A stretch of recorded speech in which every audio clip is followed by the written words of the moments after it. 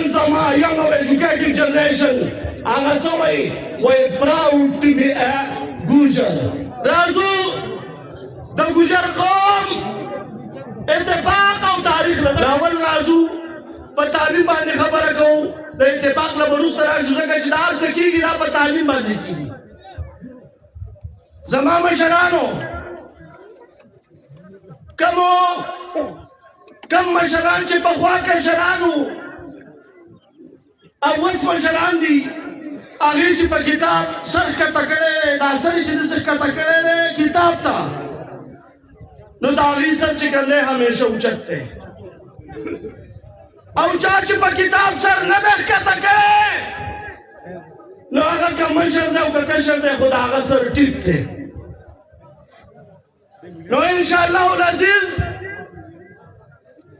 دا لوز به راسره کوئ چې د خپلو راروانو نسلونو هغه که د هر قام سره تعلق ساتي خو د دې سرونه به په کتاب کته کوو چې بیا چاته خپل سر نه ټیټوي او نه ښکته کوي. په دې به عمل یې که نه لاس اوچت کوي. زما مشرانو دا نن چې څه روان دي this credit goes to Gujar Youth Forum of Pakistan. دا نن چې څه دي دا تاسو چې صحیح دی دا تنظیم هغه تنظیم دا ګروپ هغه ګروپ د دې دا ټول بنیاد چې کوم دی دا ګوجر یوث فورم پاکستان یې ښودی او د هغې مخلص قیادت او هغې موږ ته دا تربیت راکړلی چې تعلیم او بس تعلیم او سیاسي طور بیدار شئ او د دنیا په ترقۍ کې راشئ بزنس طرف ته لاړ شئ. په دې خبرو به عمل کوو. تقریر اوږدوم نه.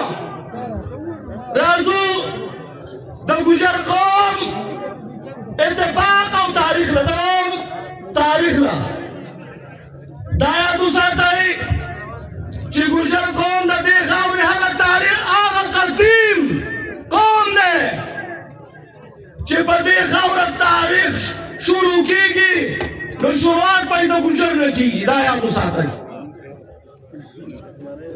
50 د پاسه زر کاله وشو چې دې خاورې ته بیروني حملور راغله. زما د قوم تاریخ یې ختموو دا نوم یې ختموو.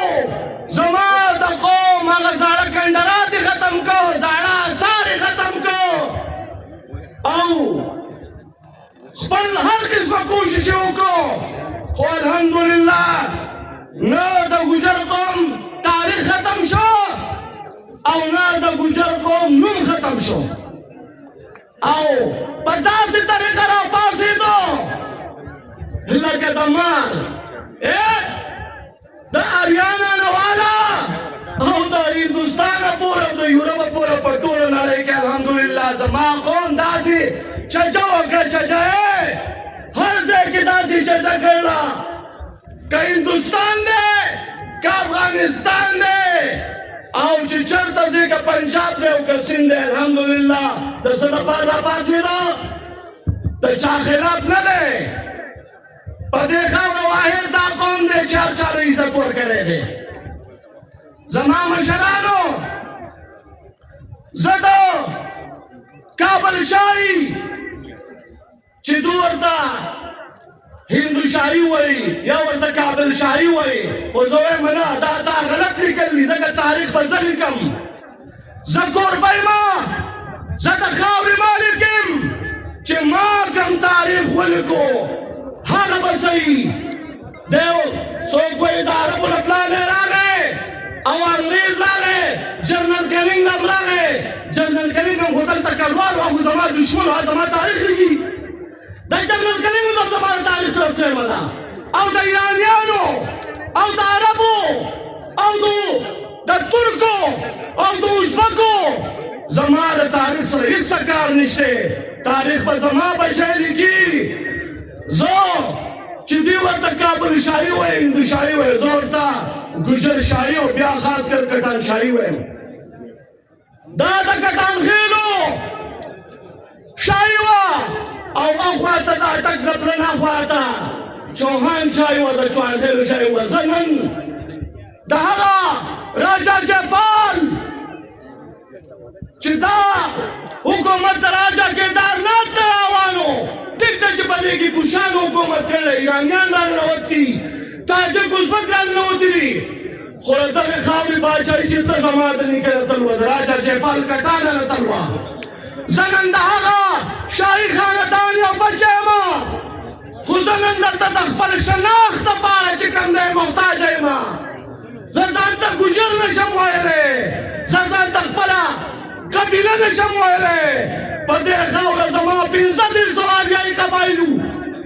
هغه قبایل یا ختم شو یا منکر شو.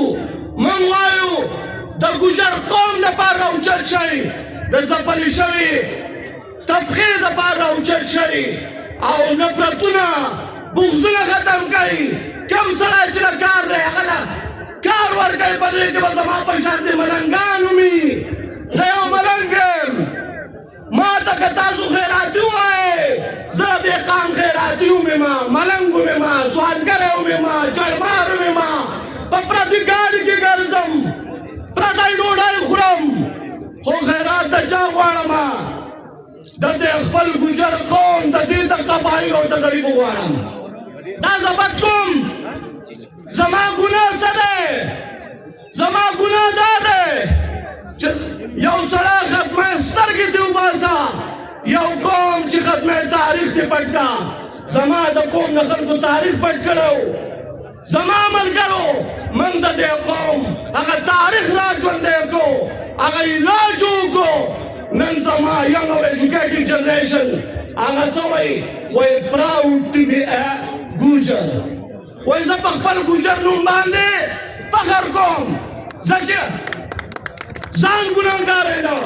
دغه څو خبرې پر سټیج ډېر درانه مشران دي.